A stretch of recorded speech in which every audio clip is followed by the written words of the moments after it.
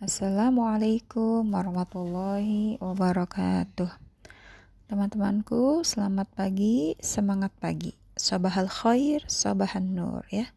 Alhamdulillah masih diberi kesehatan oleh Allah, masih diberi kesempatan kita untuk belajar ya.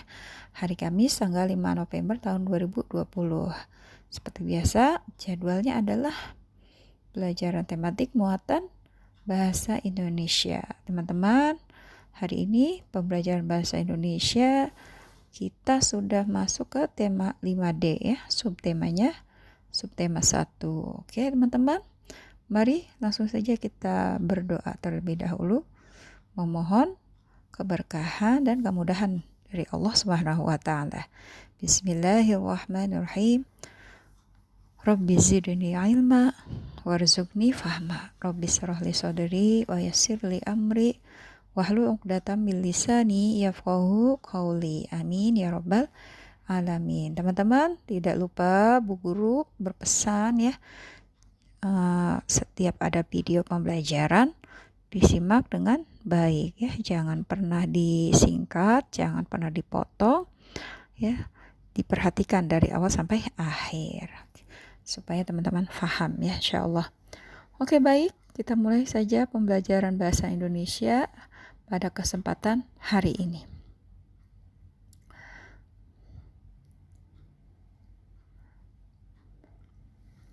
Oke, teman-teman perhatikan, di sini sudah ada kalimat ya. Mengangkat tangan sambil bicara, mengangkat kursi penuh rintangan. Wahai kawan, marilah bekerja bersama-sama selesaikan tantangan. Makan roti dengan meses. Jangan lupa berbagi dengan Rama. Jika kamu ingin sukses, belajarlah bekerja sama. Teman-teman tahu nggak apa yang baru saja Bu Guru bacakan? Ya, baru saja Bu Guru membacakan pantun ya, 2 buah pantun. Pasti teman-teman semua banyak yang tahu dan sudah sering mendengar pantun. Tapi teman-teman sudah tahu belum pengertian dari pantun? Oke, pantun adalah salah satu jenis karya sastra bentuk puisi lama atau Melayu yang tiap baitnya terdiri atas 4 baris dan bersajak AB. Lagi ya, pantun adalah salah satu jenis karya sastra bentuk puisi lama atau Melayu yang tiap baitnya terdiri atas 4 baris dan bersajak AB. Ya, seperti tadi sudah Bu Guru bacakan ya, 2 buah puisi, 2 buah pantun maksudnya ya. Terdiri 1 bait ya. 1 bait itu seluruhnya terdiri atas 4 baris ya. Jadi kalau mau menulis puisi, teman-teman gak boleh sembarangan ya. 4 baris dan bersajak AB ya. Baris pertama kita kasih simbol A, baris kedua kita kasih simbol B, baris ketiga kita kasih simbol A lagi, dan yang terakhir kita kasih simbol B ya. Jadi bersajak AB. Paham ya? Lanjut lagi teman-teman. Adalah ciri-ciri pantun ya. Kalau mau tahu, pantun itu memiliki ciri-ciri. Apa ciri-ciri pantun? Yang pertama adalah memiliki sampiran dan isi ya. Sampiran itu dikatakan sampiran baris pertama, baris kedua. Dalam puisi itu namanya sampiran ya. Baris pertama, baris kedua namanya sampiran. Dan baris ketiga, keempat disebutnya isi ya. Sekali lagi ya, baris pertama dan baris kedua puisi disebut sampiran, pantun maksudnya, astagfirullah. Baris pertama, baris kedua pantun disebut sampiran, dan baris ketiga, baris keempat dari pantun itu disebutnya isi. Ciri yang kedua dari puisi adalah terdiri atas 1 bait. dan 4 baris ya. Tadi ada 4 baris kan ya. 4 baris itu disebutnya 1 bait. Kemudian yang ketiga adalah tiap baris terdiri atas 8 atau sampai dengan 12 suku kata ya. 8 sampai 12 suku kata. Artinya puisi itu enggak terdiri dari banyak kata itu seperti sebuah cerita, enggak ya. Jadi hanya terdiri dari 8 atau sampai 12 suku kata. Terus yang terakhir adalah ciri-cirinya baris pertama dan ketiga diakhiri bunyi ur dan diberi simbol A. Satu lagi, maaf, baris kedua dan keempat diakhiri bunyi as atau diberi simbol B ya. Itu dia ciri-ciri pantun. Lanjut lagi, tetap konsentrasi. Jenis-jenis pantun ya. Teman-teman, ternyata pantun itu punya banyak jenis. Yang pertama adalah pantun anak-anak, yang kedua pantun orang muda, yang ketiga pantun orang tua ya. Jadi ada berapa jenis? Ada 3 jenis pantun.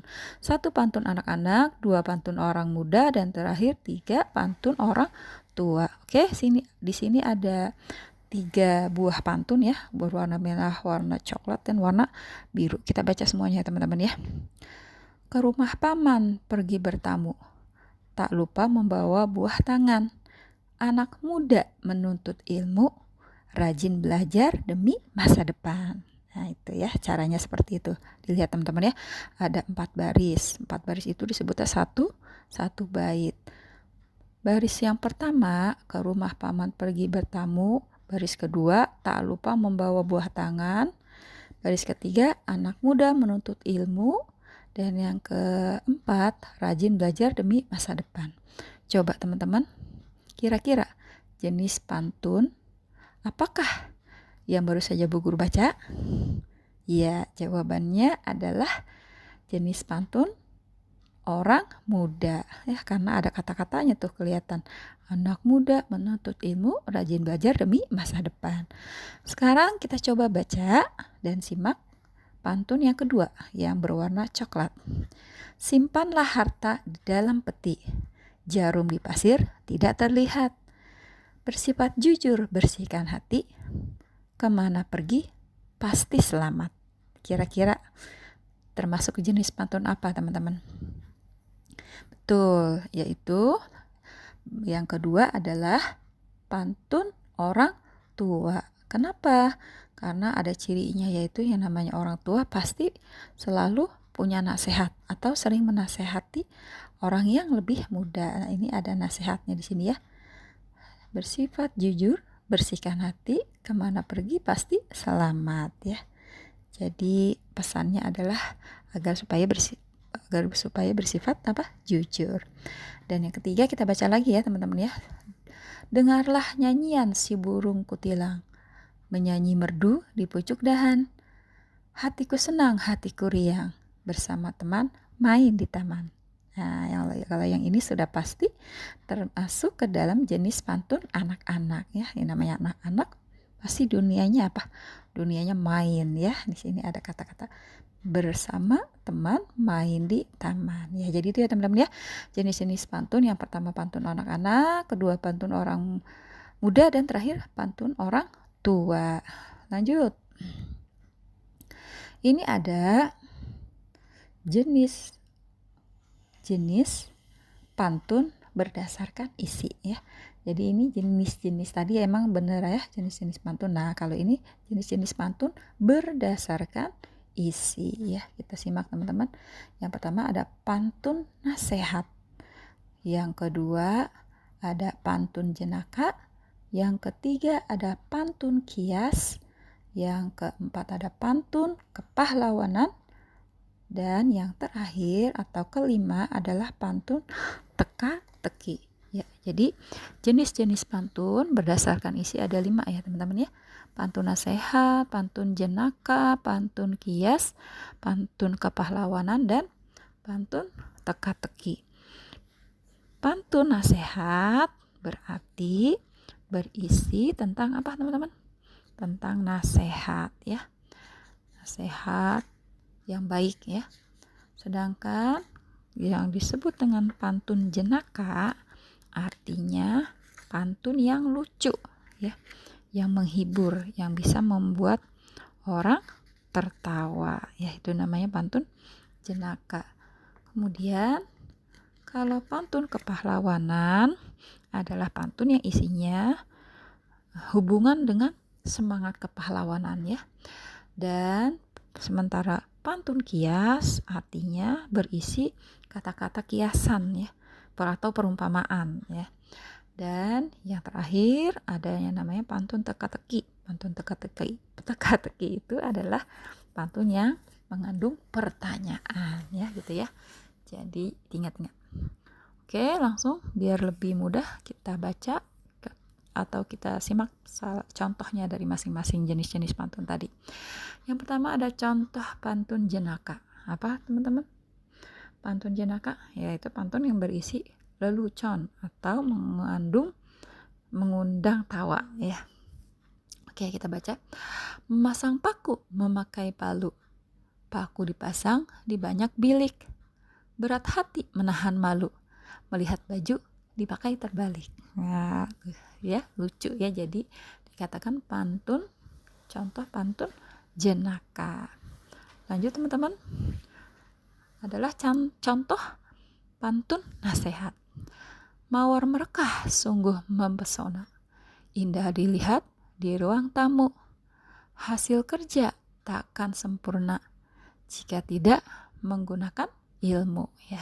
Jadi berisi tentang nasihat supaya kita menggunakan ilmu pengetahuan. Lanjut lagi. Ini ada contoh pantun teka-teki. Lebat daun si pohon lontar, tumbuh tinggi di kebun jagung. Kalau kamu merasa pintar, hewan apa tanduk di hidung? Nah, karena ini dikatakan contoh pantun teka-teki atau pantun yang berisi pertanyaan, maka kalimat akhirnya harus ada tanda tanya. Apa, teman-teman? Hewan apa tanduk di hidung? Apa ya? Coba apa, teman-teman? Hewan apa tanduk di hidung? Badak, ya, teman-teman, ya. Ya, lanjut lagi. Ini ada contoh pantun kepahlawanan, ya. Ke tengah laut melempar sauh, menambat perahu mencari ikan. Hidup pantang mencari musuh, lebih baik menambah kawan. Yaitu dia contoh dari pantun kepahlawanan. Ini ada contoh pantun kias, ya. Kias itu artinya berisi tentang kata-kata kiasan atau perumpamaan. Malam hari banyak lampu temaram, terlihat indah menghias jalanan. Banyak sudah makan asam garam, bisa dijadikan bekal hari kemudian. Nah, ini ada kata kiasannya di sini, yaitu makan asam garam. Makan asam garam itu maksudnya punya banyak pengalaman, teman-teman, ya, pengalaman hidup.